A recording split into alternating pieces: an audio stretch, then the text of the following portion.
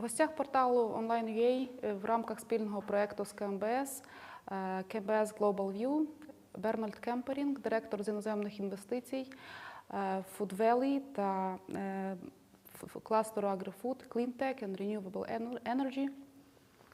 Ми вітаємо в студії. Hello, Mr. Kemperink. Today you are a guest speaker at the online portal ONLINE.ua. It's in the framework of the mutual project between Kievo-Mogilянської Business School called kmbsGLOBALview. So my questions are about your background. Please could you tell us some words about your background and how did you start working with clusters and setting up actually the Food Valley? First of all, I'm foreign director foreign investments in the AgriFood and in Cleantech, and we as ONLINE.ua are involved in many clusters and also in setups. I didn't set up Food Valley, we did it with more people, but in the beginning there was a business plan, and I'm also involved in other clusters because I believe that clusters are very important for the future. So, but talking about the Food Valleys, what is the focus of the Food Valley in Holland, in the Netherlands? No, the focus is to bring the innovation on a higher level, and also technology transfer in AgriFood is a very important one. And you can find it on the website of Food Valley NL. Mm-hmm. Okay, and talking about the Food Valley, what is the vision of the cluster? You mean the focus on the cluster? Yeah. It was bringing companies and institutes together, closing the gap between small and medium-sized companies with bigger companies. Did you really have this problem that was a gap back in the beginning of 2000? No, yeah, we saw that was a demand of the companies, and we had to solve that. Because here we do have problems. We have many different companies who don't know about each other. They produce products which they want, which they sometimes cannot sell. There is little innovation and technology.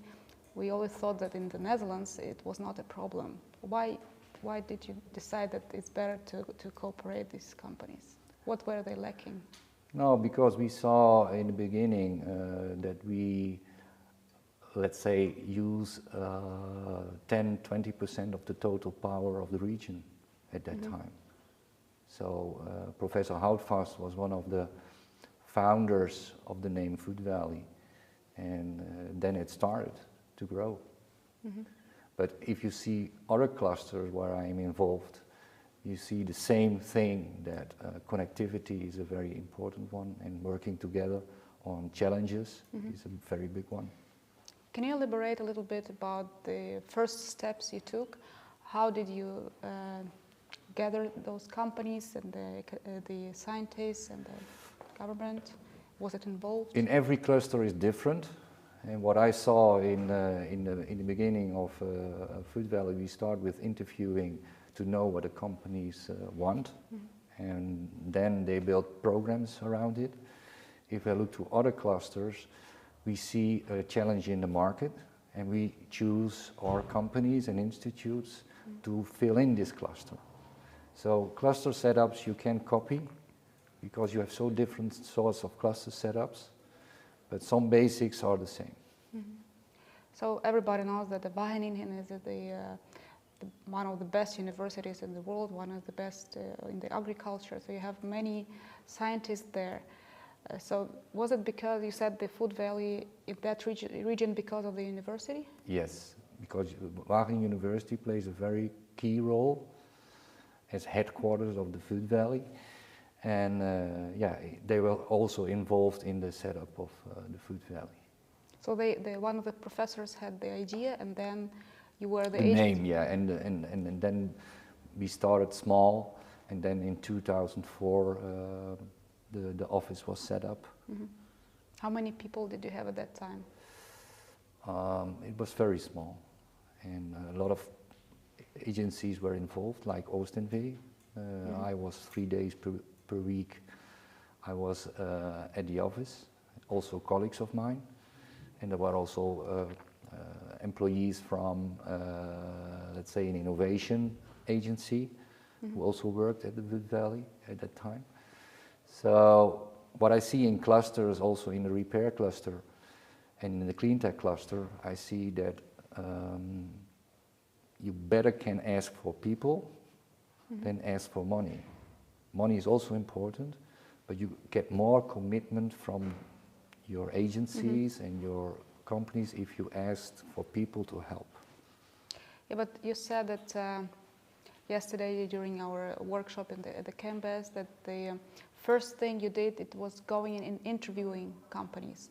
So what are the typical questions you were asking them? We had a lot of questions because we don't interview them all for the reason of setting up a Wood Valley. We had questions: what do you miss? What are your challenges in the future? Which technologies do you have? Which products you make? And then we collect all this information, and then we could decide which direction is the best to choose. But how did you decide to what company you should go? You No, have many companies there. Yeah, but that did I can't answer that question because the decision was made by the Food Valley organization as total, and they set up the programs. But who was responsible for approaching companies? Did you have a cluster manager or CEO or? Yeah, Roger van Hoesel is the CEO, and he did a great job because he set up one of the most important clusters in the world on R&D in food and agro. And he built a team around him supporting these companies and institutes. Okay.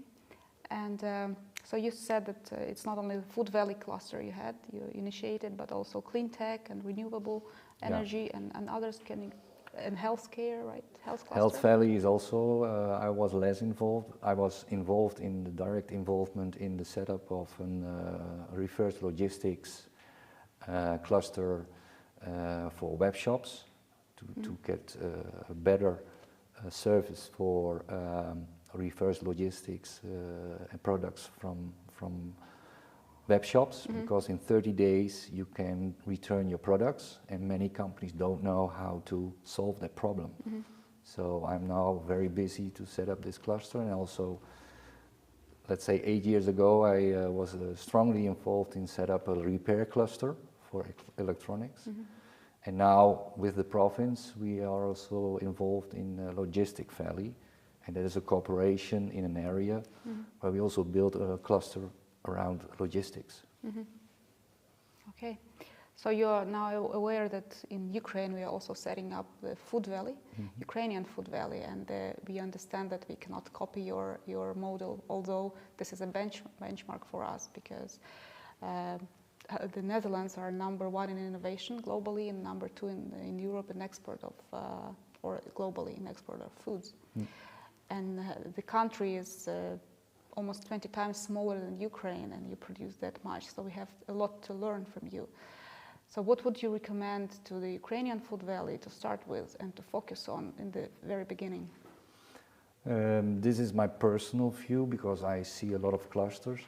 First of all, I think you have to know what is in your country. So you have to know the bigger companies, the R&D institutes, what do the university do to collect all this information. Because I see that clusters also have a strong role in being the point of entry for foreign companies and foreign institutes. They want to know more about Ukraine, and you're also a branding platform for the whole industry and institutes. So what I would do is interviewing, then also start to build a business plan with a spot on the horizon, where to go, and then choose a small team of companies or institutes to work on. And then you grow biological in your cluster. That is one of the clusters. Sometimes we choose the companies, like we did in the reverse logistics. And so you can copy clusters easily, in my opinion, it's my personal opinion. You have to look lessons learned from these clusters, but you have to transform it to your own business concept. So Maybe there have been some mistakes, which some lessons learned, which you could tell us so that we could avoid them from the very beginning. Yes. Of course, when we started that service repair cluster, it was very difficult to find the right companies, and we forgot to brand. Mm-hmm. So we now start first branding with the program, and then the environment already can see that you are there, and not wait too long to brand your cluster, and you not stick to the plan. Some clusters can stick to a plan, but you have to be flexible, because if you look at trends and challenges worldwide, you have to be flexible to move the right direction. Mm-hmm. And very important is what I see in other countries is where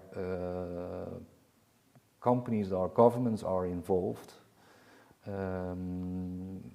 Look if governments can make you faster, if they make you slower, mm-hmm. Don't interact too much with them. Okay. So talking about the global trends, global challenges, you travel quite a lot and you're responsible for foreign investment, so you travel maybe half a year is travel for you. So what are from your experience, what are the latest trends in the agri-food? What you see in the agri-food, you have different challenges. Will there be enough clean water in the future? Will there be enough proteins? Because 125,000 new people per day are on Mother Earth. People become richer, they eat more, they eat a different diet. So we run out of protein. So what we now do is also looking at insects. We also see that automation and e-commerce is coming in. We already buy our products directly mm-hmm. from internet, also food products. We also see that the health costs go up in the countries, like for instance by obesitas or by let's say blood pressure. So pharma companies also looking at what does the food industry to prevent that. Mm-hmm. So there's also a trigger, and another trigger is, can we make money with rest material from the agri? Mm-hmm. Yeah, green fibers or making energy out of it. And also the sustainable issues like bioplastics, biodegradable or biorecyclable. Mm-hmm. And there are so many challenges. And what companies want at the end is more sales. So everything is related to education and technology, in my opinion. Mm-hmm. So very important is in the world is to educate the people on a level so that at the end companies can benefit. Sure. And that's the reason why education plays a very important role in clusters. Mm-hmm. Yeah, and talking about the global trends, we sometimes, because we do talk about global trends at the business school and at the Ukrainian Food Valley gatherings, we talk about the challenges in the world, also about the overpopulation and the climate change and the food loss and waste. And there is very astonishing statistics that about 1/3 of all the food wasted or lost is 3 times more than it's necessary to feed 800,000 hungry in the world, and about 44% out of this, if I'm not mistaken, is lost during the production cycle in the countries like Ukraine and others, not the Western European. And in the Western European countries, about 57% are just thrown away from the table because the people buy too much, they used to eat big portions and they don't eat all, they just throw away. So there is the trend to educate people to have the conscious consuming of food, to buy less, to not to throw away, for example, an apple if it has a spot.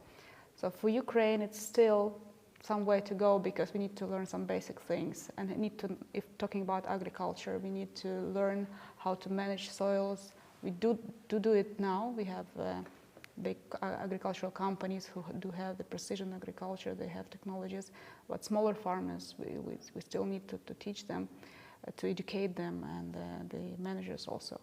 So, talking about these challenges, I do agree with you that the education is the first thing. So people need to know what are the threats, what are the challenges, but at the same time, what are the innovations there in the world. I know that and during the session at the business school, you told us about very interesting innovations in the packaging and in the technologies for cooking food so that it doesn't lose the nutrition values. Can you develop a little bit this topic, innovations in agri-food? Yeah, I think innovations are very important, and innovations are on the borderlines of two disciplines. So agro and IT, there's a lot of innovation, agro and health, agro and energy. Mm-hmm. So in a cluster you have to find these two challenges, disciplines together. You can build a cluster with only farmers, or you can build a cluster, an innovation cluster with only food and agro companies. You need also the IT. You also need companies who are doing more in health and food related, because on the borderlines are the innovations. We have a lot of innovations because we are focusing on it to bring the innovation power on a higher level in our region and in East Netherlands, also in the whole Netherlands. We play an important role as the Netherlands. We are the second world exporter in agri-food, and waste is a big problem. So conditional packaging, but also techniques to have a longer shelf life. Maybe also techniques that we can get rid of the expiry date by using other techniques, that we can see if a product is still good or not. That will help, for instance. Mm-hmm. And so we are, with industry and with education and also with help of government, we are looking to make the world a little bit better, that we don't throw away so much. Okay. And so talking about getting back to cluster development, there is a theory that you need to have this triple helix as a government, business and academia. Does it work in the Netherlands? And what do you think about Ukraine?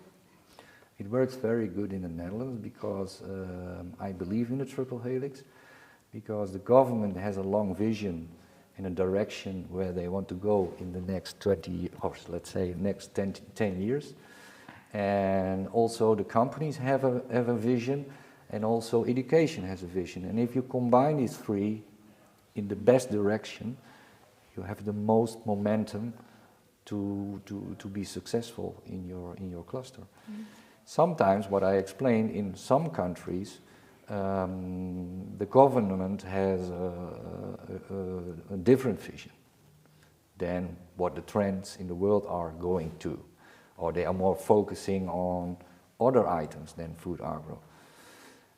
You have to decide, do I need them? Or, as my personal opinion, do I need them? Or do they make the process faster? Then you took them in your cluster, but are they not enabling you to do that? And they slow down your process. You better can start with education and companies, and then without government. Sure, because in our case, we do still need to go a long way to educate, to start with the academia, with the applied sciences and the business education and the education of consumers. There's a lot of work to do. We have a general strategy of the government and the Ministry of Agriculture. They set up, for example, organic growing is one of the main strategies of Ukraine for the following 5 years, because we are known worldwide as one of the leaders of export of commodities, wheat and barley and soybeans.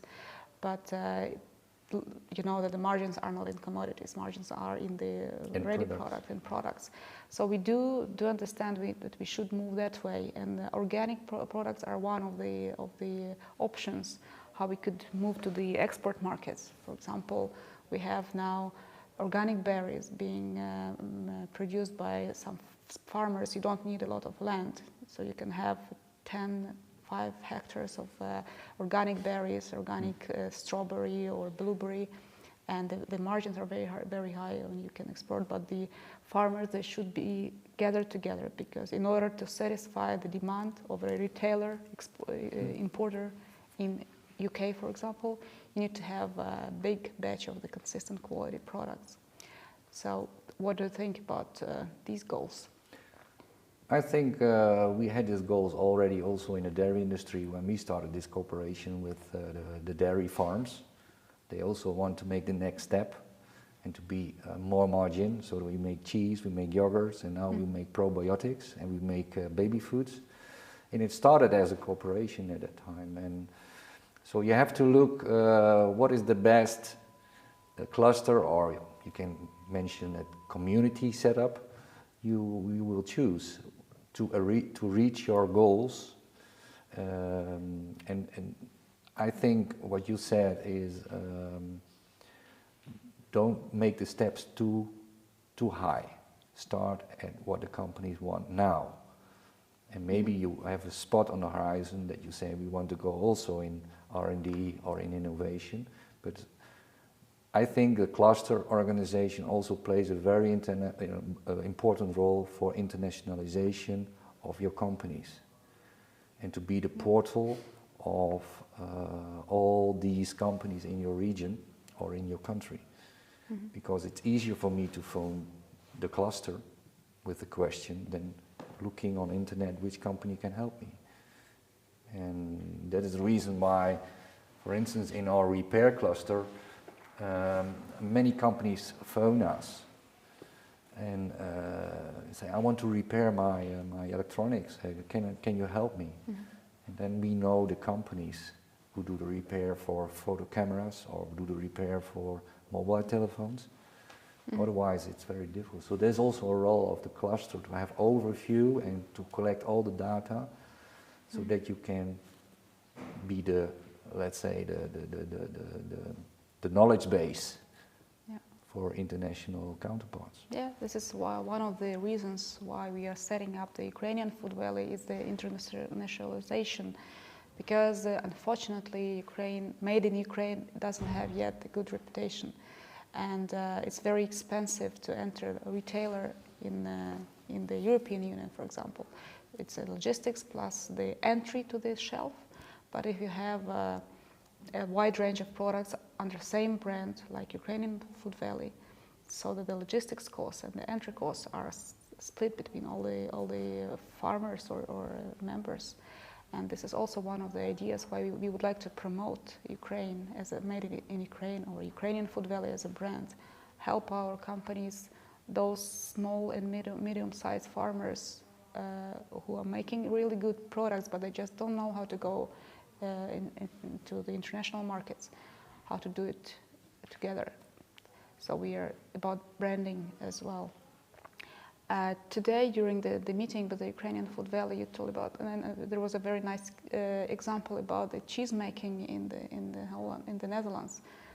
Can you tell us once again about it's very strange how you started making, out of milk you started making cheese, and then? No, it was an example how the product making and let's say the business concept is changing. In the dairy industry, for instance, in the 60s we had milk and the price went down, so we make cheese. And nowadays, we throw, by cheese making, you have the whey water as residue. We throw it away or we feed it to the pigs or the cows. Nowadays, the price of whey is higher than the cheese. So cheese making is now not the main process. Now, making whey is the main process for baby foods. And with baby foods, you make very high margins. And look at China now, the demand for baby foods is very high. So we see a lot of new cheese factories raising up in the Netherlands. But it's because of these baby food producers who expand their production. Yeah. Is there talking about the Dutch people, is there a high degree of trust between the companies, between the farmers? Are they willing to cooperate and share their ideas, their plans? What I saw, it depends on the definition of trust. Of course, there are always companies who say we know everything and we don't need other people or that sort of things. Mm. But one example is when they set up the Top Institute Food Nutrition, that was a cooperation between competitors on R&D programs like weight management.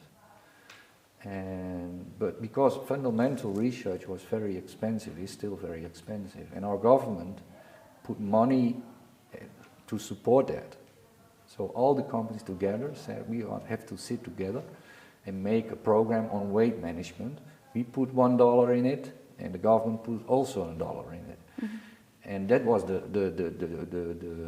for me a very opening that companies, even competitors, can work together. But if you look at applied science, it's more difficult because there is the competition much higher. Mm-hmm. And it's like dogs. If you have two dogs and one dog is in the house and another dog comes in, we will have a fight. And what you have to choose is common interest, which is not conflicting with your company. It can be, for instance, a bio-based packaging, mm-hmm. or it can be a new technology to track and trace your fruits. All the fruit companies can benefit from that, and it's not in competition. So you have to find a common interest. We had once we had a project. Certain companies want to do direct printing on a bottle, mm-hmm. and these were competitors. And we sat together and we said, all these companies, we invited them, and they said, yeah, we want that, and we want to fund that. And sometimes you see that funding is done very easy if you have a common interest. Say, if we share it, we want the same. So this is beneficial to everybody. This is not competition, this is co-petition, when 1 + 1 means more than 2. Yeah, if you bring them in another position, then, and especially in knowledge they don't know. What we see, for instance, in the repair cluster or mm-hmm. in the reverse logistic cluster, there is a company, they know everything about web shops and how to robotize the data. They are not competitors from somebody who repair computers. So we combine them, and that is one thing. And the other thing is, you see sometimes that big companies and small companies have difficulty to work together. Mm-hmm. But what we see is that young companies and new and smaller companies have more brilliant ideas and more mm-hmm. innovative than the big ones. They're more flexible. So they work easily together. And sometimes a big company with 4 small companies work together on a new project. Mm-hmm. It can be on bio-based, or it can be on new packaging, or it can be on lower salt, or less salt and less sugar. It depends on. So when people understand that there is more gain in being together than the competition, they start collaboration, right? Yeah, but it's also mindset. Yeah, because here we thought that Ukrainian farmers, for example, it's very difficult to make cooperatives because nobody wants to share their results, their technology, and we thought maybe it's because of the mentality of the times back in the political times when it was very risky to do something and to tell somebody else. But this is not only the local thing; it's everywhere. But yeah. When people see the benefit of being together, it brings fruit. Yeah, but if you bring 3 potato farmers, it's much more difficult than you have a potato farm and a salad farm, because they have different markets. Mm-hmm. So you have to choose the right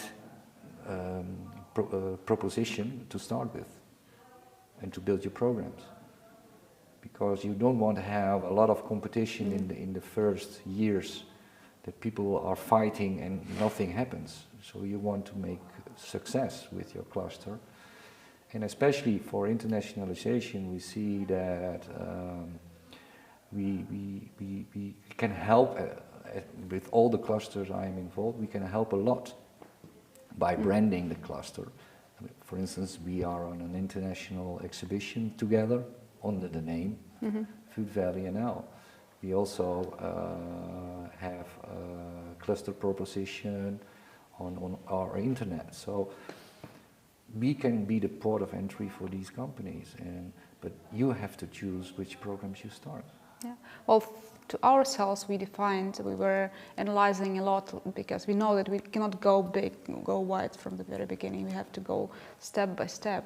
So we analyzed what the biggest challenges and problems are, and this is first, it's the education, and because people need to know what is going on in the world, how they can be more cost effective, more technology, more benefits from being together. So it's education, then it's marketing, because when you are a small farmer or a small producer, you cannot do some smart marketing because it's very expensive. You don't know, you focus on your work. So if there is a cluster or there is this ecosystem under Food Valley brand, and we do the shared marketing for everybody, professional, so it helps. So our focus in education, marketing, and identification of the problems in the value chains, because very often there are certain actors of the value chain who act very independently. They don't know about each other, or if they do know, they don't want to cooperate. So we come and help them fix the problem, do the networking, do the communication rights, to show them that, look, if you're working separately, it will be very difficult to compete with others. So if you are work together, it's much more easier.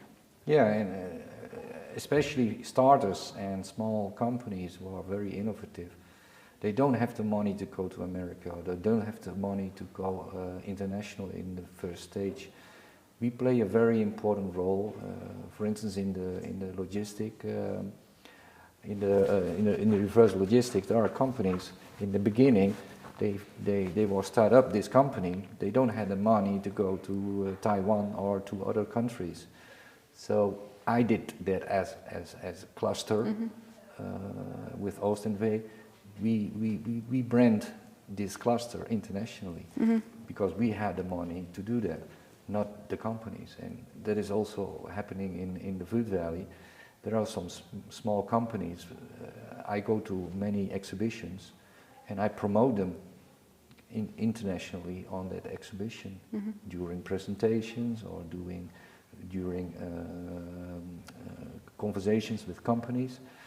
I always have a map with all my innovations with me and with the company profile. So if I find a connection, I bring them in contact. And that is a very important thing for the cluster also, to be the ambassador of all your companies and behind you. That's right. So I know this is your first visit to Ukraine, but before coming, you did some homework. You read some analytics about Ukraine, and during the last 2 days, speaking to our students and to people today in the Food Valley, you could have understood the challenges we had. So, what are the most important? What are the biggest difficulties you see in Ukraine, and what should we do to fix them, to overcome the problems? I read a lot of reports from the EU and also from the Wageningen University Ley reports. And what I saw is your focus is mainly on farming of agri-products, commodities. So the challenge is how can you make more money with your commodities? And that is looking to added value. It's the same in Malaysia. They have oil palm, but actually we are making the money because we make the end products, and the margins in commodities are very low and the competition is high. So you have to look into added value. It can be in packaging, it can be in marketing, it can be in end products. And the other hand is you can also make money by new technology in cost saving. Sometimes you can't drop the price in your end product, so you have to be looking how can I make money with cost saving, less water, less electricity, be more sustainable. But on the other hand, what we see in the Netherlands, I'm also responsible for the Cleantech sector. How can we reduce plant material, or how can we use plant material next to the fruits? We can make green fibers out of it. We can use green fibers for construction. We can for paper industry. We can also use maybe ingredients which are in there. It's the same like the cheese. The whey water had ingredients we didn't know. Now the whey water is higher in price than the cheese. And so we also look at that. Can we use the skins of the fruits? So reusing of materials is a very important thing, because we can make money out of it. Can we make money out of this? So we is the companies and the companies. I mean for Ukraine. So you see that we are more into commodities. And are there any impediment, any barrier for us to do it? What should we do? Can we start doing it? First of all, is you have to understand what the trends and the developments in the world are. One of example, I believe that in the next 10, 20 years, the climate change, it's not the problem that the sea will become higher. The air contains more water because it's warmer. And so there will be more flooding in the world. And where it's dry, it will be more dry. So you have to look in new technologies. How can we challenge that? How can we solve the problems of flooding? So maybe we have new seeds which can stand that sort of floodings. Because a lot of yield goes down by rotting because the plants are not used to so much water. So you have to look by education, by internationalization, where can I bring new technologies to Ukraine, but also how can I teach the new generation in innovation and technology development. And at the end, what companies want is at the end is more revenues. And I think that is a challenge. So soil management, what I read, is a very important one in Ukraine. Also, the supermarkets are asking for pesticides-free fruits and vegetables. Is also a very important development to look at. And also the whole shelf life issues. Can we use other packaging? Can we extend our shelf life of our commodities? Can we make added value to that? Maybe we can make a small end product. One example, I had a discussion with one of the strawberry, and we now have in the Western countries a lot of smoothies. Why don't you set up a sort of package that we can easily buy as for the smoothie industry? So you can sell for more than one box of strawberries. So do your own packaging and sell that directly to retail. Okay. So thank you very much, Bernold, for your valuable experience, for sharing your ideas. Okay. So today our guest was Bernolд Kemperínk, ONLINE.ua agency, development agency, foreign investment director for AgriFood, Cleantech Renewable Energy. Сьогодні нашим гостем був Бернольд Кемперінк, директор з іноземних інвестицій, агентство з розвитку ONLINE.ua, один з ініціаторів продовольчої долини Food Valley в Голландії.